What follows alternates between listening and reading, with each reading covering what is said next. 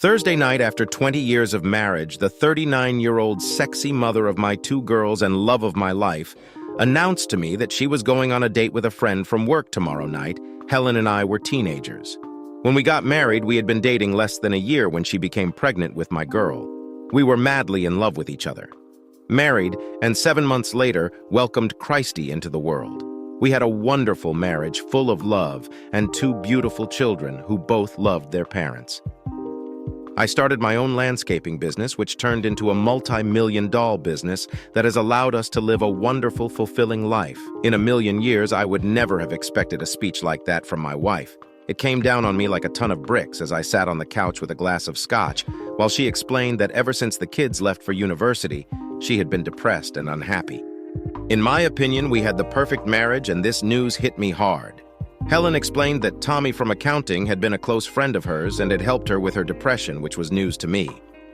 It was strange because she had never said anything about being depressed or even upset. The thought of my wife letting another man help her deal with her feelings was painful.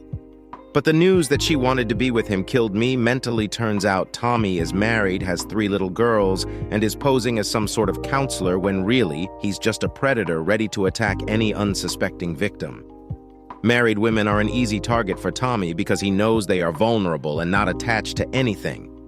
John, I can't do this behind your back, and I hope you understand, but I just need to do it for myself. I know it sounds selfish, but give me this one night to see how it goes. Of course, I was pissed off and I wanted to scream, but I knew my wife and I knew this had to happen. Once she decided to do something, there was no turning back. When she finished her announcement, I sat expressionless, just looking at her while she sat nervously across from me alone on the sofa for 2. The silence was deafening as I refused to allow myself to speak. Instead, I calmly finished my scotch, stood up, and headed for the exit of the room. John, don't ignore me. Stop pouting and acting childish. This is happening, and I needed to tell you before I did anything about it. I would never cheat on you, and I need you to know everything that's going on. We've always been honest with each other, and I would never lie you, baby. I stood there looking at this woman. I must have had a look of death on my face because I saw her pull her knees to her chest and curl up into a fetal ball. When I looked back at her, I silently went up to our bedroom and packed enough clothes and toiletries to last 2 days. And then walked past Helen to my car in the garage again without saying a word. She followed me, shrieking as I passed her. "Please, John, don't go. It's going to be okay. It's just one date, that's all, and it'll be over just one night. Sure, surely you can give me that." After 20 years pulling away, I shook my head, not believing what she was spewing. That Thursday night, I checked into the Ritz-Carlton Hotel. Yes, the Ritz-Carlton dollar, $1,400 a night, and I didn't give a if I was destined to suffer. I was going to at least enjoy my accommodations. The calls and texts started immediately, and after sending one return message, I blocked her number. I simply wrote that I would not contact her until I got home on Saturday after her betrayal. I'm sure those words hurt her deeply. The next day at work, I asked my secretary to block all calls from my wife and told security not to let her into the building. I had already put my plan in motion and would not allow it to be changed. I am John Casey, a man of action at work, and among my friends I am known as a responsible person, someone who follows through. People know that I do what I say I'm going to do and look up to me as a leader at home. I would be the obedient, laid-back guy, eager to please and get rid of my macho alter ego. This worked for the past 20 years. However, it seems I miscalculated the effect. Looking back, I realized that I should have been more demanding and nonchalant in my family life. But I loved my wife and made her a queen. I remember reading and chuckling at this quote once, but I can't. Laugh, now treat her like a queen and she will treat you like a servant. Those words became my reality. But I wouldn't let that happen. On Friday morning, I called my brother, who is a detective in Miami, and asked him for some help. I explained what I needed, and he dialed the number of one of his colleagues, Peter Clift, a private investigator. "Peter, this is Sergeant Davis. How you doing?" "My friend, listen, we're on the phone with my brother, and he needs your help tonight. I'm asking a favor, and I need you to send one of your men to follow his wife tonight. Yeah, tonight we need to see who she's with, and get me as much information on this guy as you can by Saturday morning. I want you to run his numbers and give me his home address and phone number and text it to me tonight. We'd like to get some pictures of this couple. You know what we need? It could be tomorrow, but tonight we just need information on this man. Davis, this is an urgent notice, but I owe you big time, so I'll do it. You need the P's phone number and address tonight." And as soon as possible, and the rest of the photos and stuff we'll dig up tomorrow. What are you letting me work with? Yeah, that's what we need right now. I'll send the wife's address, what time she's leaving, and the name of her beau. I'm told he works with her at Broker Unlimited, and his name is Tommy, so that shouldn't be too hard for you. My friend, his wife gets home at 5 p.m., but we don't know what time the date starts. So you'll need a man to leave the house before 5 p.m. to follow his wife when he picks her up. That's all we need. Send me the wife's address, and I'll take care of that for you. My friend John listened to the conversation with great attention and smiled as his brother disconnected his plan was coming to fruition, and he was going to shock his unsuspecting cheating wife. John's plan required immediate action as time was running out. So during the cheating couple's dinner, John was also going to visit Tommy's wife and explain what was going on and where their spouses were. At that moment, the next call was to one of his longtime friends, Joe, and he asked him for the number of the escort service he was using. Joe was going through a hard divorce and never intended to marry again. He took care of his sexual needs with the help of an escort. And now John finally understood why no cheating, just sex, and probably a lot cheaper than having a cheating wife. The call went well, and he was able to arrange a night out with a young, sexy blonde. He offered an additional tip of $1,000 because of the unusual circumstances. JN explained that he wanted an experience with the girl and that he was going through a breakup girlfriend experience is a recharge when a girl treats you like she's been your loving friend since the moment you met. He explained that there will be no trouble, but the girl needs to understand the situation in case a wife shows up. He explained that if that happened, she was also not to reveal that she was a paid escort. But the girl he met last night, John knew his wife would come and see them in bed together if she wanted to go on a date with another man. He was going to return the favor, but with some sophistication, they were to meet at a hotel, have a drink, and get to know each other better before the fun started, and then his plan was to put his plan into action running a real estate business. Helen had an open house every Saturday and never got home before 6 p.m. It was one of her busiest days, and this Saturday was no different going back to Thursday night, when Helen declared her independence. After he left, she sat on the couch reflecting on their conversation and angrily addressed the empty room. I can't believe he acted so childish the way he left without saying a word. What a jerk he is. Helen tried to call John and text him. She got even more angry because he didn't answer until that one text message came through. The one text message that mentioned betrayal made her cringe and reconsider her plans when she viewed the date as just a fun night out and not cheating. She put thoughts of betrayal out of her mind. She thought to herself, it's just one fun night out. John will just have to get over it and we'll get back to normal. He's overreacting. But he'll forgive me and I'll make it up to him tomorrow night. He can't say no to and I know exactly how to get him over it. Friday night, she came home to an empty house and thought about her plans one more time. Should she go out with Tommy, or should she cancel and call John to come back? She was looking forward to a fun evening and knew she would fulfill her plans. She took a warm bath, shaved her legs, applied the best scented lotion, and sat down at the makeup table, transforming her pretty face into a sultry woman. She saw the sexy girl reflected in the mirror and smiled as she finished styling her long hair. She then took the tags off her short, sexy dress and hung it on the mirror. She pulled on the stockings she had never worn for John and attached them to the new garter belt she had bought at the Nordstrom store earlier that day. As she put the stockings on and gently touched them, she remembered all the times John had asked her to dress sexy. She felt a sharp prick of guilt as she remembered Valentine's Day when John had brought home a set of sexy lingerie from Victoria's Secrets. And the way she had acted, she could still see the hurt on his face when she asked him if he thought she was and that she wouldn't wear such things. She didn't move for over a minute, thinking about how she had bought herself a pair of stockings with garters that she was going to wear for another man.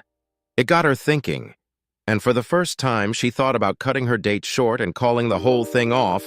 She could still hear John talking, accusing her of betrayal. It didn't take her too long to get over the guilt of giving something to her beau that she had never given John.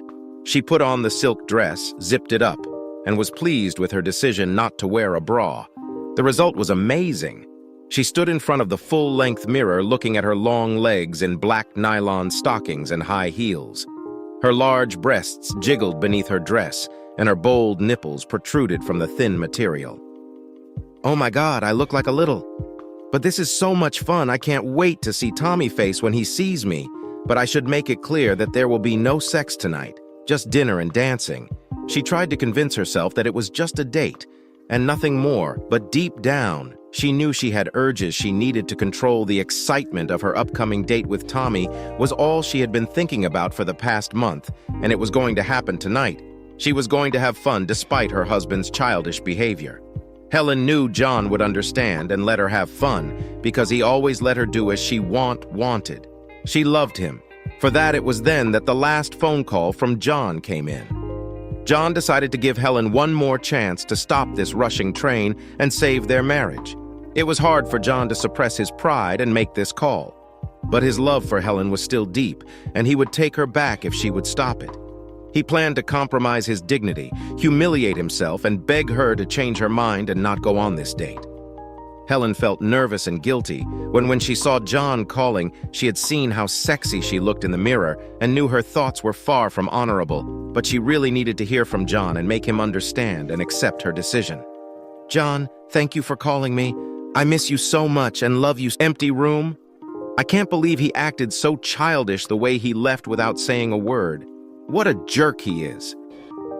Helen tried to call John and text him. She got even more angry because he didn't answer until that one text message came through. The one text message that mentioned betrayal made her cringe and reconsider her plans when she viewed the date as just a fun night out and not cheating. She put thoughts of betrayal out of her mind. She thought to herself, "It's just one fun night out.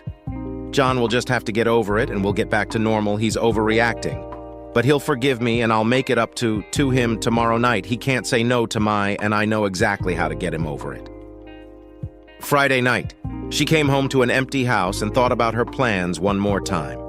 Should she go out with Tommy, or should she cancel and call John to come back? She was looking forward to a fun evening and knew she would fulfill her plans. She took a warm bath, shaved her legs, applied the best scented lotion, and sat down at the makeup table, transforming her pretty face into a sultry woman. She saw the sexy girl reflected in the mirror and smiled as she finished styling her long hair. She then took the tags off her short, sexy dress and hung it on the mirror. She pulled on the stockings she had never worn for John and attached them to the new garter belt she had bought at the Nordstrom store earlier that day. As she put the stockings on and gently touched them, she remembered all the times John had asked her to dress sexy. She felt a sharp prick of guilt as she remembered Valentine's Day when John had brought home a set of sexy lingerie from Victoria's Secrets. And the way she had acted, she could still see the hurt on his face when she asked him if he thought she was and that she wouldn't wear such things. She didn't move for over a minute, thinking about how she had bought herself a pair of stockings with garters that she was going to wear for another man. It got her thinking, and for the first time, she thought about cutting her date short and calling the whole thing off. She could still hear John talking, accusing her of betrayal. It didn't take her too long to get over the guilt of giving something to her beau that she had never given John. She put on the silk dress, zipped it up, and was pleased with her decision not to wear a bra. The result was amazing. She stood in front of the full-length mirror looking at her long legs in black nylon stockings and high heels. Her large breasts jiggled beneath her dress, and her bold nipples protruded from the thin material. "Oh my God, I look like a little. But this is so much fun, I can't wait to see Tommy face when he sees me. But I should make it clear that there will be no sex tonight, just dinner and dancing." She tried to convince herself that it was just a date, and nothing more, but deep down, she knew she had urges she needed to control. The excitement of her upcoming date with Tommy was all she had been thinking about for the past month, and it was going to happen tonight. She was going to have fun despite her husband's childish behavior. Helen knew John would understand and let her have fun because he always let her do as she wanted. She loved him. For that, it was then that the last phone call from John came in. John decided to give Helen one more chance to stop this rushing train and save their marriage. It was hard for John to suppress his pride and make this call. But his love for Helen was still deep, and he would take her back if she would stop it. He planned to compromise his dignity, humiliate himself, and beg her to change her mind and not go on this date. Helen felt nervous and guilty when she saw John calling, she had seen how sexy she looked in the mirror and knew her thoughts were far from honorable, but she really needed to hear from John and make him understand and accept her decision. "John, thank you for calling me. I miss you so much and love you so much. When are you coming home, baby? Hi." "Helen, I love you too, and that's why I decided to call you. I miss you so much, and my heart is breaking for you because of what you said you wanted to do. I'm begging you not to go on this date. Please just stay home, and I'll come and do whatever you want. I swear I'll make you happy and be the kind of man you want me to be. If I'm not doing something, I can fix it, and I just want to be with you. Could you please cancel this date for us and save our marriage, please, Helen?" She heard the break in his voice, and she felt sorry for John. It sounded weak and pathetic. Her big, strong man was crying and begging her to stop, which gave her an unwarranted sense of power. She knew he loved her, and that John would forgive her if he understood her feelings, their history together, along with their children, and his love was too strong, and she knew they would be together forever. "Oh, John, I love you so much, and I can't wait to spend the rest of our lives together. I need to do this tonight, and it has nothing to do with our love for each other. This is just one night for me to go out and do something stupid. Please understand and give me this once, and I promise I will be yours again forever. I know you're hurting, and I'm sorry for that. But you're making a lot more out of this than it is. I'm just having dinner and a few drinks with a friend, that's all. Nothing is going to happen, and tonight I'll be home and I'll be yours forever. I know you'll realize that when it's over tomorrow, we'll talk, and you can have me back as your wife." "I love you, John, but I have to go," she said with tears in her eyes. She wanted to hang up, but heard her husband's pleading voice as she ended the call. She wiped her eyes, trying not to ruin her makeup, looked herself in the mirror, and turned to her reflection. "I'm sure he thinks I'm being about this, but John, I'm sorry I have to do this for me. Please don't be angry." She fixed her hair, tweaked, her lips spritzed on some perfume, and tried to put John out of her mind back in his hotel room. John heard the call end and just stared at his phone. John wiped his eyes and felt the anger boiling up inside again. He had just begged his wife not to go on this date, and she had basically told him that this was happening and that tomorrow everything would be fine and he would be an understanding husband. A sense of grief overwhelmed him as he realized in that moment that he had lost her, the only woman he had loved and been close to for the past 20 years. Peter, a private investigator, was in his white van across the street from their home shortly before 5 p.m. and watched Helen pull into the garage. An hour later, he watched a car pull into the driveway.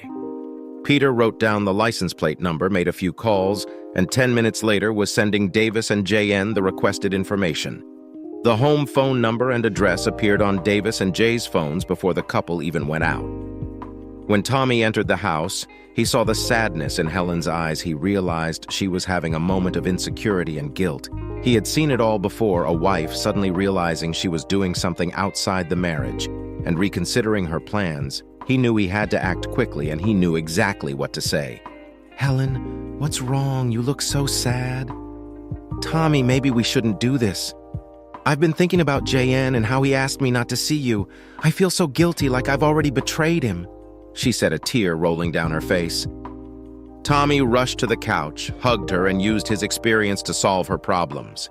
It took about an hour, but he was a L's man and understood a woman's feelings and thought process. He was going to use his skills to manipulate her and make her change her mind. He liked to challenge. "It's okay. Helen, we don't have to do this, and I completely understand you could never go anywhere alone with someone, not even to dinner or a movie. He just doesn't realize that we're just friends. Guys like him want to protect their wives from predators, but if he only knew how much I care about you as a friend, I bet he wouldn't mind. I have to be honest. I'm disappointed that we can't be together tonight, but I understand I was really looking forward to your company, and I really wanted to try this new restaurant. Hey, I have an idea. Why don't we just have dinner, and then I'll take you home?" Surely he wouldn't be upset if you had dinner with a friend.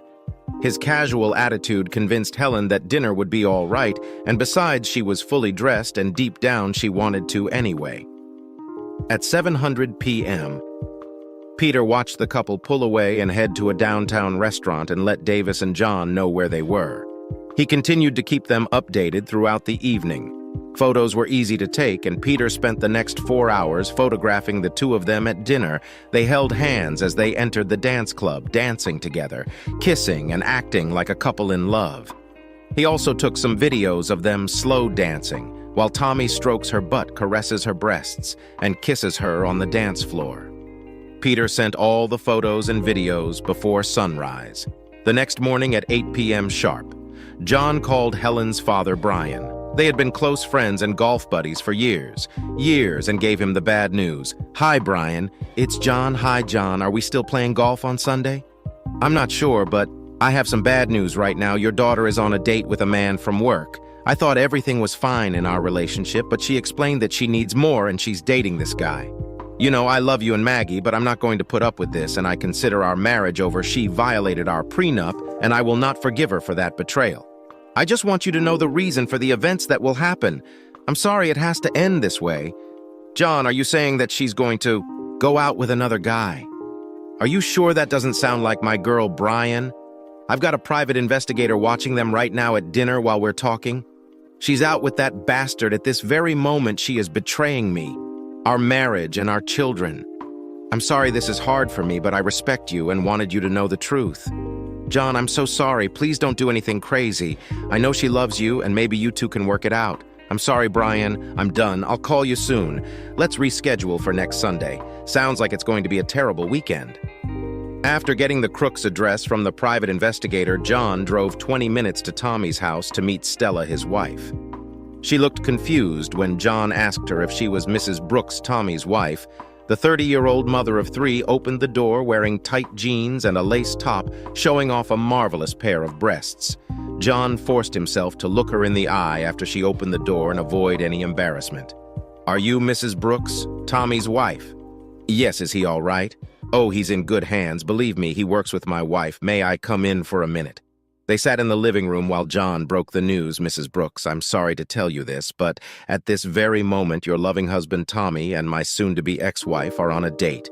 Yes, my lovely wife explained to me just yesterday that she needed to spread her wings and that your wonderful husband had been so kind to her that she wanted to repay him for his kindness.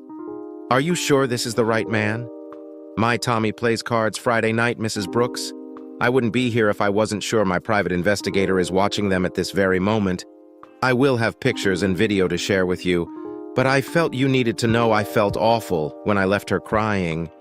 And I knew that this affair probably ruined their marriage, but that's the game Tommy decided to play Saturday morning."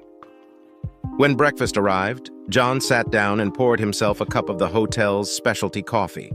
The aroma was pleasant, and he smiled as he relaxed in his soft bed. All the comfort and good feelings he had enjoyed were replaced by disgust and bitterness when he opened the pictures from the PI on his phone.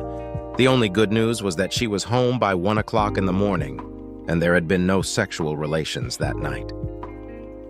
John's rage rose when he saw his wife and her betrayal. Tears filled his eyes watching the video of them kissing, and her lover's hand on her ass destroyed any hope of reconciliation in his mind. He also noticed that she wore stockings for her boyfriend and remembered how she had acted when he had given the same gift a few months ago. Her betrayal and disrespect was more than he could bear. He was overwhelmed with humiliation and feelings of inferiority, which were eventually replaced by anger again. Apparently, Tommy had talked Helen into continuing their date after dinner and going with him to his favorite dance club. This had been her downfall in her marriage, and deep down she knew it had been wrong before agreeing to leave, but she wanted to experience it just this one time with tears in his eyes. John felt a sadness he had never felt before. He had cried when his mom died and shed tears for some of his friends who had passed away. But this was a heartbreaking pain he never knew existed. As he watched the video for the third time, stopping at the moment when Tommy was rubbing her ass and letting him see her stockings, he shouted, addressing no one in particular, "You're going to pay for this." He thought it over and thought to himself she may not have had sex with the bastard, but what she had done was unacceptable, disrespectful, hurtful, and a total betrayal of his marriage. Saturday afternoon, he met Candy at the hotel at 2 in the afternoon, and they spent the next 2 hours getting to know each other. John had made it clear what he wanted, and Candy was the perfect choice for his plan. They arrived back at his house a little after 4:00 p.m. and were in his bed by 5 p.m. before getting into bed. John put down the note he had prepared for Helen, which read, "Helen, last night you broke our marriage contract and wedding vows, not to mention my heart. Since you broke that contract, I no longer consider us married. Yes, legally we're still together, but the contract is over, and now we're both free to do as we please. I plan to take the master bedroom as this is my home. You are welcome in any other room of the house, but you are no longer welcome in my bed. Your clothes and other belongings are in the guest rooms. Please respect my personal space. You got what you wanted. Your freedom, and now I have mine. I hope you are happy with your decision and your new life. Love, your ex-husband, John." He took off his wedding ring and placed it on top of the letter on the front door, holding it at eye level. He took one of his collector knives and slid the blade through the center of the ring, through the letter, and stabbed it deeply into the wooden door. It was the first thing Helen saw when she got home that evening. 6:10 p.m. when Helen got home from work, she noticed the knife in the door and was disturbed by the sight. Obviously, something like that would give a normal person goosebumps. She slowly approached the door, looking around for anything else out of place. When she got closer, she saw a note addressed to her with John's engagement ring. Her heart raced and tears ran down her cheeks as she read the letter with ring and letter in hand. She ran into the house looking for John to tell him she didn't want him to leave her. She screamed his name in the dark house, standing in the hallway and sobbing. The house was quiet, except for some sounds coming from the bedroom. She climbed the stairs and listened at the door for the sounds of love-making, then opened the door in anger to find a young, sexy woman riding her husband cowboy style with her large breasts bouncing up and down. She stood in front of the bed in shock as she watched this young girl riding horseback in their marital bed. Helen was beyond angry and yelled at her husband, "How could you, you bastard?" She screamed, running out of the house to her car with anger and tears rolling from her eyes. She drove to her sister Mary's house after she got there and was able to stop crying. She explained to Mary how she caught her husband in bed and didn't know where else to go. Her sister tried to comfort her and calm her down. "This is not like John, of all people. I would never have thought he would cheat on you. He has always shown you such great love and respected you more than any other man I know. I was always jealous of the attention and affection he gave you. That's not like him. Has anything else happened? What do you think caused it?" Helen, weeping, she spoke in a low voice. "I don't know. Maybe it's because I went on a date last night. That's all I can think of. That it could have been..." "What do you mean you went on a date with who? Just a guy from work there? Was nothing sexual about it? Just dinner and a little dancing, sis? Let me be clear. You went out with another guy last night, had dinner and went dancing, leaving your husband home alone. Did I get that right?" "Well, yes, but you make it sound bad. Are you out of your mind? Do you really think a man like John would be okay with you dating another guy? I told him it was just a night out and had nothing to do with sex, just to have some fun. Holy, you're a stupid, and I can't believe you're related to me now. I completely understand why he has a girl in his bed, and to tell you the truth, I don't blame him, sobbing even harder." She picked up the note that was pinned to the door and held it out to Mary. "Oh, Helen, you've screwed up big time. You may have lost your husband and dissolved your marriage out of selfishness and stupidity. Look, you can stay here tonight, but tomorrow you have to go back to him and straighten things out. I'll call him later and ask him to let you talk to him tomorrow, but I'm not sure it will make a difference. You need to prepare for the worst. Sis, I know my husband would kick my ass for such a prank, and John is much more determined than Tom." Helen spent the night alone in Mary's guest room, cried until late morning, and got very little sleep. Mary texted John and asked him to call her back immediately. John had always liked Mary. He knew why she was calling, so he called her back. "Hi, Mary. How are you? Hi, John. My stupid sister is here." She explained what she did in the events at your house tonight. "I certainly don't blame you, and I have to say it was a quick little revenge you got there." With a short chuckle, he said, "Yeah? You know me, Mary. I don't put up with. I know John. Look, I know she up, but she's a W, and I can't treat her like that. You two need to talk about this tomorrow. I don't know if you're really kicking her out, and I wouldn't blame you, but if she hasn't this guy yet, you might consider trying to work it out. Maybe some counseling, or maybe we could put Helen on shock therapy for her damaged brain. Either way, please let her come back and talk tomorrow, Mary. Of course she can come back. It's still her house, and I didn't kick her out. She just won't be with me while she's here. I'm no longer upset or angry. My anger has been replaced by a deep resentment at her betrayal. I'll let her talk. But no promises about the future right now. I hate this woman as much as I loved her right now. Pain controls my feelings and emotions. It would take a miracle to make me want her back, but you already know that you're the smartest one in the family, God. I can't believe my sister thought you were okay with her dating some other guy. What an idiot. Be patient and just know that she loves you. I hope she didn't go too far with that idiot she was with. Bye. Mary, send her home when she wants to. Bye, John. You're my favorite son-in-law. You know that I love you. Bye, Mary. Sunday afternoon, I returned from the gym and found Helen's car in the driveway, and Helen sitting at the kitchen table. She tried to fake a smile and said, "You know, we're not going to get a divorce. We can work it out because we love each other." I remained silent, picked up my cup of coffee, and sat down across from Helen, who was nervously rubbing her hands that were resting in her lap. I took a few sips, then looked up at her and finally broke the silence. "I'm fine with it. Helen, divorce or no divorce, it doesn't matter to me anymore because once you broke our prenup, the marriage is over. I no longer see us as a couple, and you're free to date and be with whoever you want. Just as I am, the only thing that will change is that you won't sleep in my bed and we won't be together sexually. That ended the night you went out with your boyfriend, John. He's not my boyfriend, and nothing happened. Helen, you went on a date with a man who is not your husband. You dressed like went to dinner, held hands, let him rub your ass and breasts, kissed him, and spent time with him together. See, that's the problem to you. What you did was nothing, but to me, it was everything. That's what ended our marriage. So you win no divorce if that's what you want. No, I don't want a divorce. Give us time, and I'll be back in your bed. So are you done, that little you were with? I'm not putting up with this. I started laughing out loud and said, now that's funny. You broke our prenup. Not me. You dumped me the minute you agreed to go out with your boyfriend. You set me free the minute you got in his car and left your marriage behind. I'm not going to stop spending time with Candy. She's young and sexy and cute and fun, and she's a terrific lover. Honestly, it was by far the best sex I've ever had. We did things you never offered me, and now I know what I was missing. Why on earth would I turn that down? I'm not sure if you don't already know this, Helen, but last night while you were out with your boyfriend, I paid a visit to his lovely wife, Stella. Did you know they have 3 beautiful children? Never mind. I'm sure you didn't even think about it while you were out with your lover anyway. She told me something interesting about Mr. Nice Guy. Did you know that you're the 3rd woman Stella has caught him with? In the last year, she also told me that Jessica Wilson from your office was the last wife he cheated with and caused her divorce.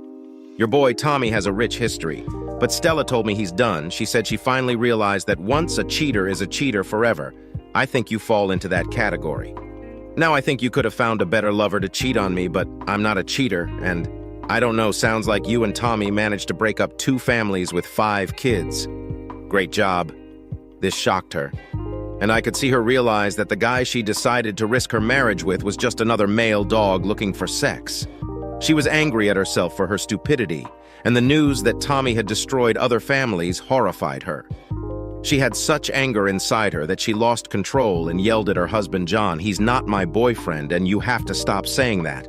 I can't believe you went to her house and told her he was cheating on her. Oh my God, it was just dinner. You're really cruel and hurtful. What about you? You having another woman in my house is inexcusable. This has got to stop. It was just dinner. Have you forgotten about the dirty dancing, kissing, and caressing at the club?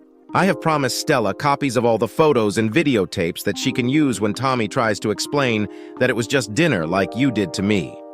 I realize that in your opinion that is not cheating, but to the rest of the normal world that is the definition of cheating.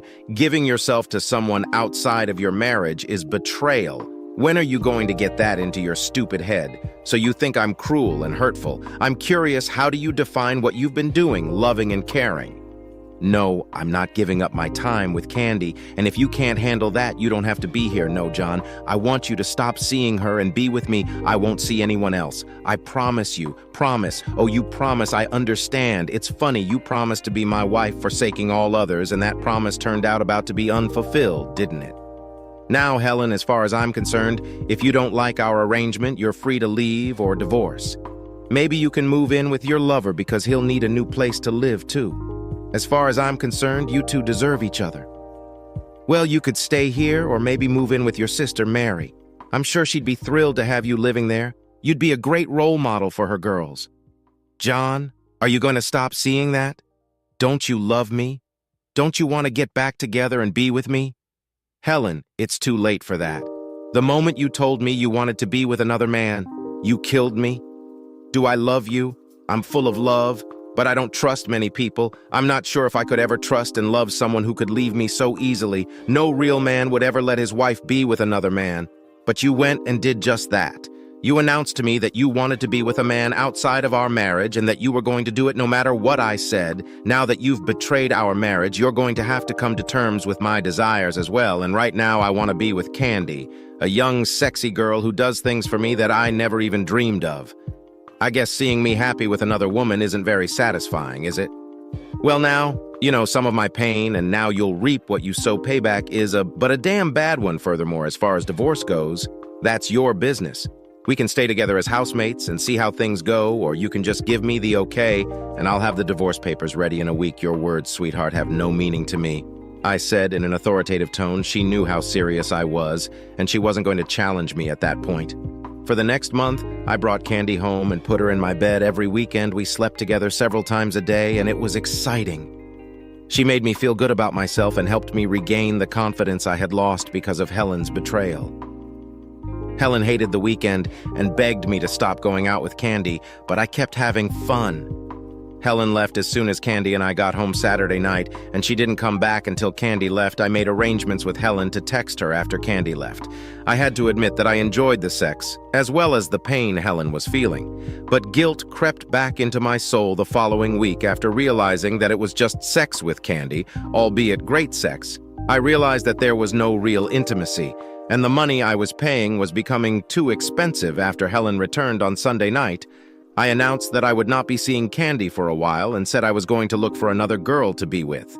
Helen begged me to take her back and stop seeing other women. She said she knew she had made a mistake and didn't want anyone else in her life but me, John. You've punished me enough. Every week I had to see this girl come into my house and stay with the only man I love. The pain is too much, and I can't bear to watch you with another woman. Please give me a chance. I know I can't compete with a girl like this, but I can give you love and what no one else can. Her comment caught me off guard. Love, do you even know what that is? Helen, love doesn't mean turning your back on your spouse to announce that you're going to date other men. No, I don't think you know what love really is, and so there's no way to give away what you don't have. But I'll tell you what I will do. I won't date anyone until we have counseling. If we can work things out, then maybe we can have a future together. She jumped off the couch, hugged me, and kissed every part of my face and finally my lips. Oh, thank you, baby. I promise I'll make it up to you, not so fast. I'm not forgiving you for what you did. I'm just giving us one last chance before I get rid of your cheating ass. John, don't say that you love me, and I know we'll always be together. Can I sleep with you tonight, please? She asked, kissing me no. Not yet. I can still see images of you with that guy in my head, the image of you kissing another man and letting him touch the parts of you that rightfully belong to me still haunts me every minute of the day. I am beyond angry at you for recklessly hurting me and ruining our marriage. You are incredibly lucky that our children don't know about this. Otherwise, I wonder what they would think of their mother. You can tell I'm still angry about what you did. Let's take our time and see how it goes with counseling. I made an appointment with Dr. Madison for that Tuesday and began the exciting journey of reliving the event pain and agony twice a week for the next 3 months. It was the same therapeutic crap you read about in any other story, and just as painful. I had to relive the affair and then listen to all the psychotic chatter for hours on end. Life would have been so much easier if only she had stayed true to our vows. But I think that was too much to ask. After 3 months of twice-a-week counseling, we got it sorted out. Helen saw how much pain she had caused and understood my reaction. She complained that my revenge sex was much worse, but I explained that she had broken our contract and gave me a free pass the moment she agreed to go out with another man. She eventually understood, but still wasn't happy. The counselor, however, gave me a lot of grief about my revenge, but I really didn't care. I would do it again without a second thought. I let her back in with a post-nuptial agreement where she gives up everything. For any extramarital affair, she agreed to a GPS tracker on her phone, access to her email and text messages, and complete honesty with no cheating. I explained that there would be a zero-tolerance policy in our home, and I would kick her out for any type of infidelity, emotional or physical. She told me that she would never allow another man to flirt with her again, and she would remain faithful forever. As I listed off, I kept hearing Stella's words, once a cheater, always a cheater. A year later, we were back to where we were before her antics. But now I watched my spouse much more closely, knowing it could happen again. Her sister Mary and I worked together to make sure Helen didn't lose her way again. Tommy's divorce had come at a high cost. His wife kicked him out, got the house and allowance for their 3 children, and alimony. Tommy was now living in a studio apartment with no extra money after paying for his infidelity. Ironically, Tommy lost it all for dinner, a few dances, a few booty calls, and a few kisses. What a jerk, Helen was mortified when she learned about Tommy's previous affairs and how he had caused Jennifer's divorce. When she learned that Tommy had cheated on his wife and family with several other women, she realized how her stupidity had nearly ruined her life and her family's love. She would never make such a mistake again and was determined to prove her love to John and the children, true to her word. She stayed true to it no matter how hard she tried. She couldn't imagine this young girl riding her husband and would never give him the chance to do it again. After all, he belonged to her. Too bad for Tommy, but cheating with a married woman can be an expensive hobby. It could also be painful if he chose the wrong husband. He's lucky John wasn't that kind of man, but if he had gone all the way and screwed his wife, well, it would have ended very differently. The funny thing about unwilling cuckolds is that they never forget and eventually get their revenge. One night, 2 years after he divorced his wife Jennifer from Helen's office, Douglas, the unwilling cuckold, was in the pub parking lot when Tommy was about to get into his car. About an hour later, another pubgo found Tommy face down unconscious on the sidewalk with 2 broken arms, a broken rib, and punctured testicles. Time will tell if Tommy will ever learn his lesson. A wise man once said, "Not one scar on my heart came from an enemy. They came from people who said they loved me."